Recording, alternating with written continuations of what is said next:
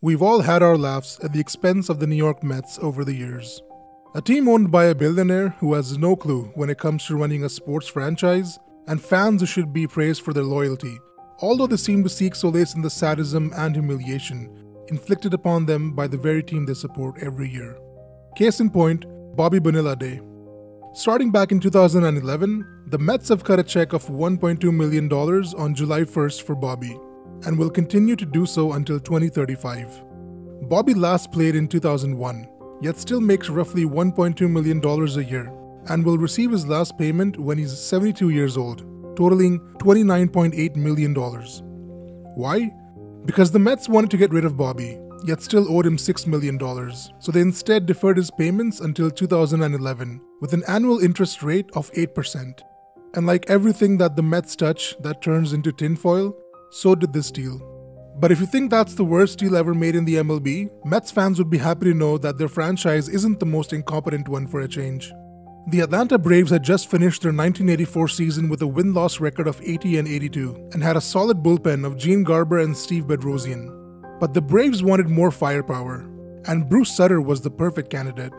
Sutter had a good 1984 season with the St. Louis Cardinals.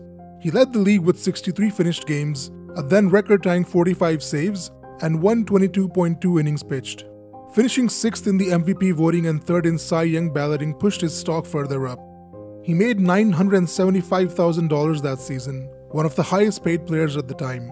The Braves signed Bruce to a 6-year, $9.1 million deal. For a player entering his age 32 season, it was a deal that made very little sense. He was the 10th highest paid player in the MLB in 1985, and the 2nd highest paid pitcher behind the mind-numbingly average Pittsburgh pitcher Jose De Leon. Over 6 years, Bruce had only 40 saves and an embarrassing 4.55 ERA.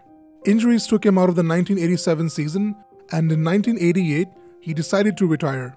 And this is where the misery starts for Atlanta, because Bruce decided that instead of having his $9.1 million contract paid out to him in small amounts, the entire amount be deferred.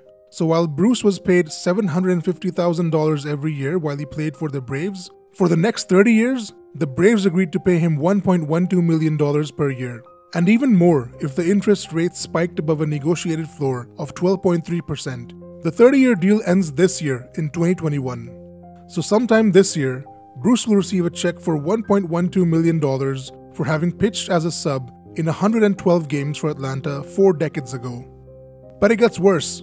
When a player signs a multi-year contract, the total gets paid out over the course of that contract as annual salaries, even when the money is deferred.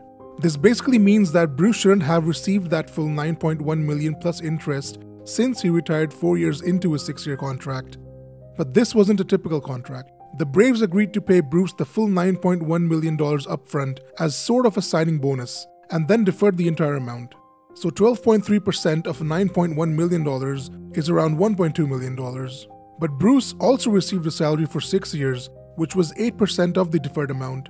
So for 6 years, despite not playing 2 of those years due to retirement, Bruce made $750,000 every year.